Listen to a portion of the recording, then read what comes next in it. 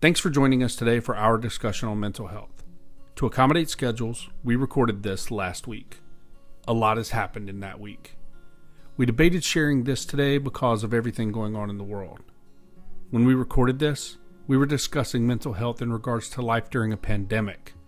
But now we're dealing with so much more than that. Many of our communities are hurting, and overall, I think we're all just overwhelmed. We're frustrated, we're confused, we don't understand how in 2020 racism and social injustice continue to exist. This is a societal issue, and it's rooted in diversity and inclusion. These things are of paramount importance to all members of the Kiwanis family. So we wondered if today's lunch with a leader was still relevant. We wondered if now was the right time. We decided that a discussion regarding mental health would benefit all of our members, especially now. If this conversation helps one person through these difficult times, if it helps one person through whatever it is they're going through, then we made the right decision. We hope this is helpful to you. Thank you for watching.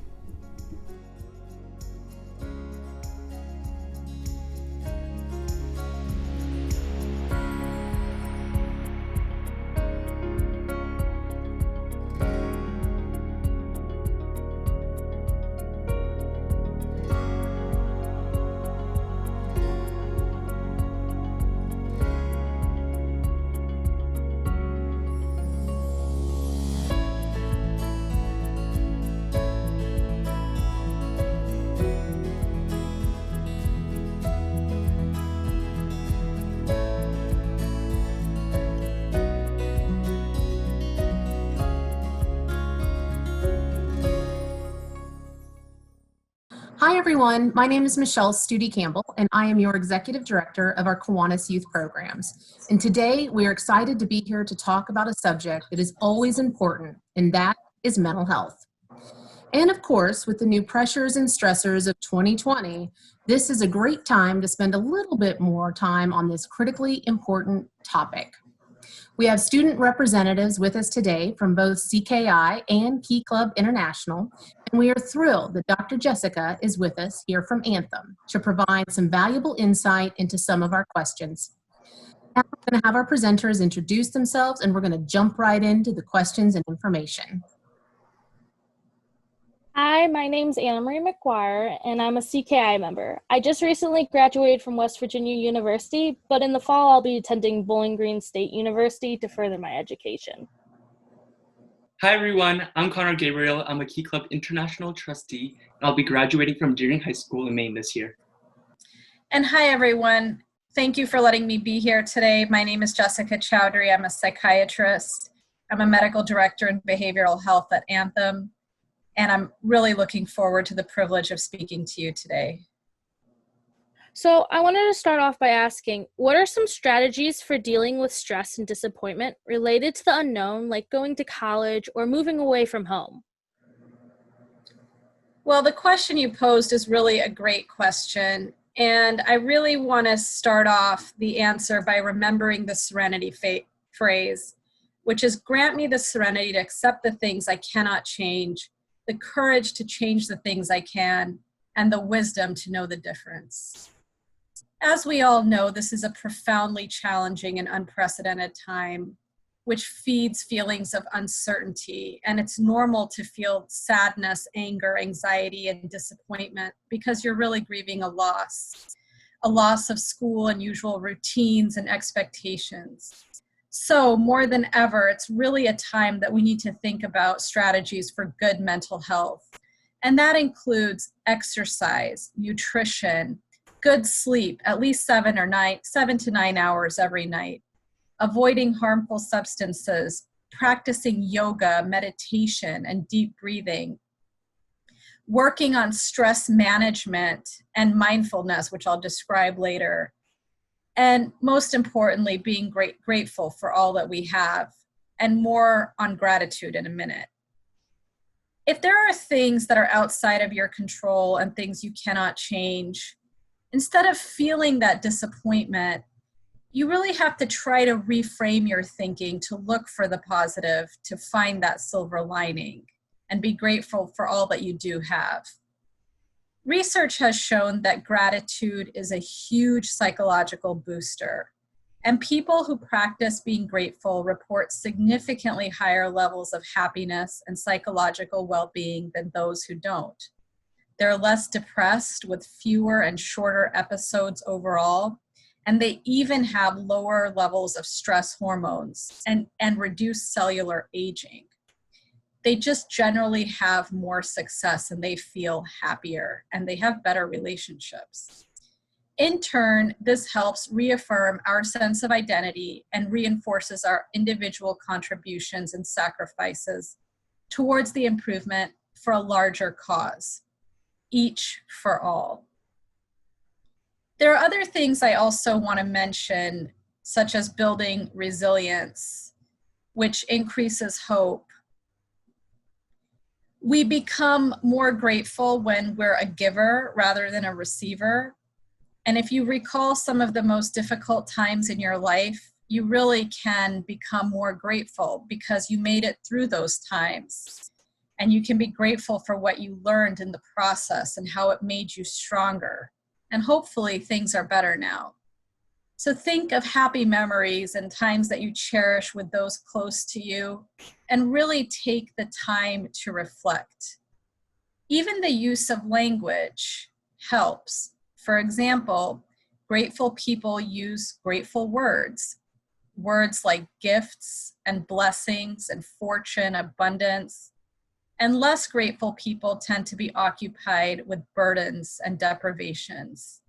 Tell yourself you get to do this rather than you have to do this. And challenge your negative thoughts. Reframe them in a way that's more positive and helpful. Calm yourself down if you're feeling anxious through breathing exercises. Be mindful by paying attention to the present moment. Feelings of gratitude actually can activate different parts of the brain that produces dopamine, which is the reward center. And this helps us focus in our brain on information that's really relevant. And it communicates between the brain's thinking and emotional circuits. So your psychological well-being depends less on the things that happen to you and more on the things that you spend time worrying about. During COVID, when so much feels uncertain, we don't necessarily need good things to happen to be grateful. We just need to understand how to reframe our thinking. And there are science-backed strategies to build resilience, such as changing the narrative while keeping your values at the center of that narrative, facing your fears, practicing self-compassion, meditating, cultivating forgiveness. Every single generation has its challenges, and it's okay to talk through the challenges you're feeling, recognizing your emotions, and seeking help if you need it. The second question we have for you, what are some common signs and symptoms for people when they need help? That's a really important question. And there are some common signs and symptoms that might alert you that someone needs help.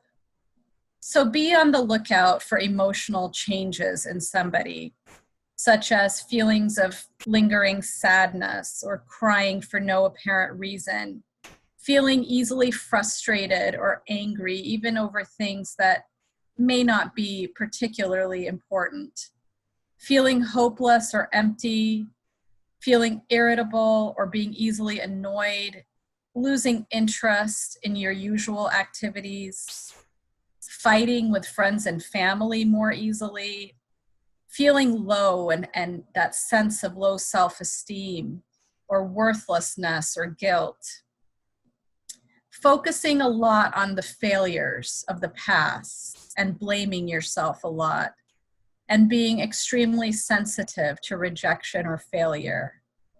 Also having trouble with thinking or concentrating, changes in sleep or appetite, having disturbing thoughts, feeling tired easily, sleeping too much or too little, or eating too much or too little. The key there really is having a change in your routines. Turning to substances like alcohol or drugs, or feeling agitated or restless, complaining a lot about things going on in your body, like having a lot of headaches or stomach pains that are unusual for you, and feeling that you can't take care of yourself properly, or having little attention to personal hygiene, having angry outbursts, or thinking about thoughts of death. These are things that are really concerning and may signal that you need professional help.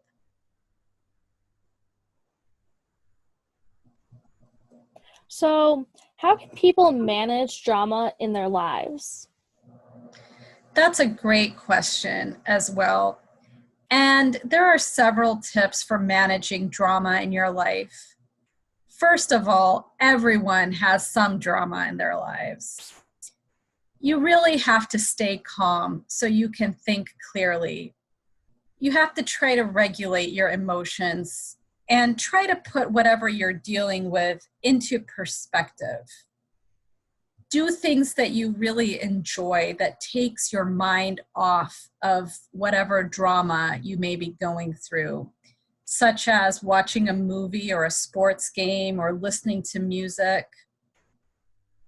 You really want to try to problem solve. Usually there are a number of good solutions to an issue that you're grappling with. And talking about that issue with trusted advisors like parents, teachers, mentors, religious leaders, coaches, anyone else in your life who you really trust could be very helpful. You want to boost your skills, build your self-confidence, and most importantly, find a passion. Find what you're really good at and what you really love doing, because this will give you purpose and it will help foster meaning. And this, in turn, will leave you less time for drama in your life. Drama tends to fuel anxiety, and you have to try to fuel that anxiety into action, like doing something positive for someone, lending a helping hand or a listening ear.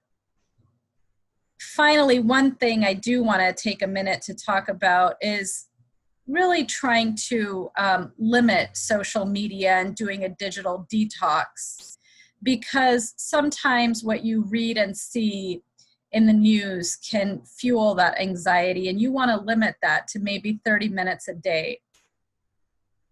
You also want to think about practicing mindfulness, and I'd like to go over ways to practice mindfulness in 5 minutes or less to help recenter and refocus, especially after experiencing something difficult or feeling really challenged.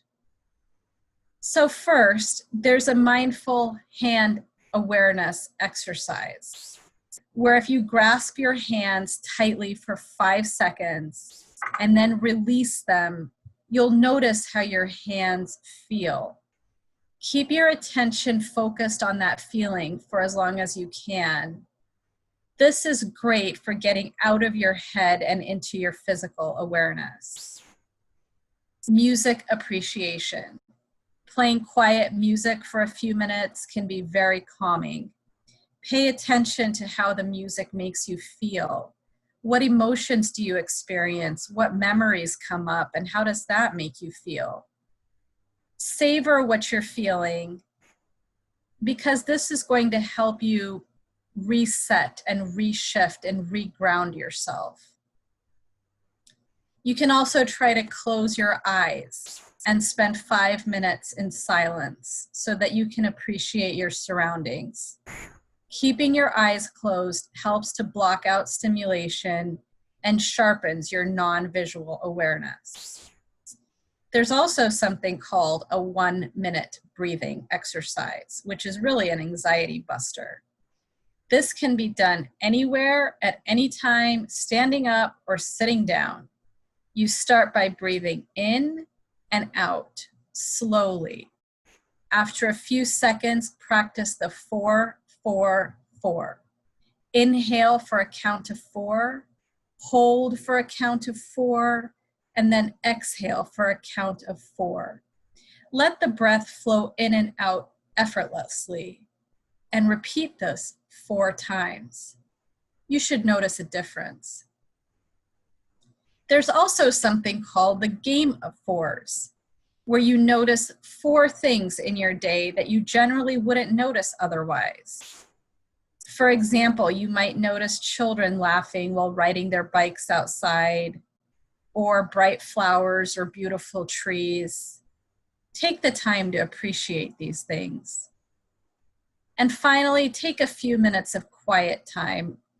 Rarely these days do we spend time in quiet, but setting aside 5 to 30 minutes each day in just total silence and quiet, away from the TV, the phone, will give your mind a real gift. It's really important to focus on the positive to help better absorb the negative. There are other things you can do as well. You can keep a journal, count your blessings. Even if a situation feels dramatic, try to ask yourself, what is the gift in this situation? You can keep a love list, which is putting down on paper the qualities that you really appreciate in people and saying thank you to them by practicing reappreciation, meaning saying thank you to people for something you've already thanked them for, like a present or a piece of advice. You can also do things like make a recording of things that you're grateful for, a song, or writing a thank you letter to strangers. And there's a really cool concept that I've come across recently that was written about in the New York Times in the May of 2020, which is the concept of mental time travel, which helps us build resilience. And what do I mean by this? So in psychology, mental time travel is a distinctly human skill. It involves rewinding to remember the past and fast forwarding to envision the future. And with practice, we can use this to experience moments of happiness in the midst of sadness. This is something we can all do during this pandemic. Imagine how we want to feel on the day that this pandemic is over. Psychologists find that looking to the future shifts our attention from the mundane how of our days to the meaningful why. And having an emotional target to aim for can give us a purpose and help us manage anxiety, frustration, and drama. This exercise is great for dinner with the family. You can imagine strapping yourself into a time machine and traveling ahead when there is a vaccine. What will that look like? This is actually called counterfactual thinking, imagining you're in a different set of circumstances than today. We may be living in option B, but we can all imagine an even worse option C. And this will help us appreciate our current situation even more. You can also channel that anxiety into action, as I mentioned. There are young people who are working to build COVID relief funds and food drives. They're making masks. There's a school near where I live where the high school class of 2020 established this relief fund for the community and organized a food drive with all appropriate physical distancing safeguards to help those in need. You want to build mental strength and psychological immunity just like you build physical strength and train other muscles. You also have to train your brain. You have to take challenges and confront your fears. This will help you manage emotions, silence critics and doubters, build courage, bounce back from mistakes and failures and actually learn from them, and persevere. Psychological immunity transforms a situation from one of failure to one of opportunity. but it works like a cell phone battery. It's drained quickly when used frequently. And in a crisis or a pandemic, we're using this quite a bit. So we need to keep replenishing it. During times like now with COVID, many of us have friends and family that may be going through difficult times. How can we encourage them to seek help? Thank you for that question. So again, it's really important to talk to those you trust. Talking helps the brain to process a situation, and it releases stress chemicals in your body. Think broadly about your support system and who you can rely on, like friends and family members and other community leaders. There are people that can help guide, problem solve, and encourage you through tough times. So don't be afraid to share your feelings. I think it's really important that we build a culture of support around mental health, and that we understand that physical health and mental health are inextricably linked, and both need to work together hand in hand for our best performance. If you are told things that feel deep or scary or difficult to process, I would reach out to someone, including possibly a mental health professional, for more advice and guidance. Mental health resources are available virtually also, and just because we're in a pandemic doesn't mean you can't get help. In fact, one of the silver linings might be that more people can actually get help now through online, virtual, and other telehealth services. And remember, mental health providers respect confidentiality for patients of all ages, unless there is an acute threat to safety to the patient or someone else. It's really critical we reduce stigma around this very, very important topic and set examples and show that by getting help, we are strong and we're able to seek that help when we need it. There are resources available, such as Shine Light on Depression, Erica's Lighthouse, the Yellow Tulip Project, Active Minds, NAMI, which is the National Alliance on Mental Illness, and other resources which offer providers based on area. I'll turn it over to Michelle for more information. Thank you, Dr. Jessica, and a huge thank you to Anna Marie and Conrad for being here today and posing these great questions that we know are on everyone's mind as we go through 2020 and the rest of the years as well. And as Dr. Jessica mentioned, we will be posting links to all of the resources that were mentioned during this video. We are also, as part of our Youth Protection Initiative, rolling out additional programs and information on building a culture of care within your club and also within your community. And so finally, we just want to say a big thank you to everyone watching today for your service to your community and to Kiwanis International, CKI, and Key Club. I want to say a huge thank you, everyone.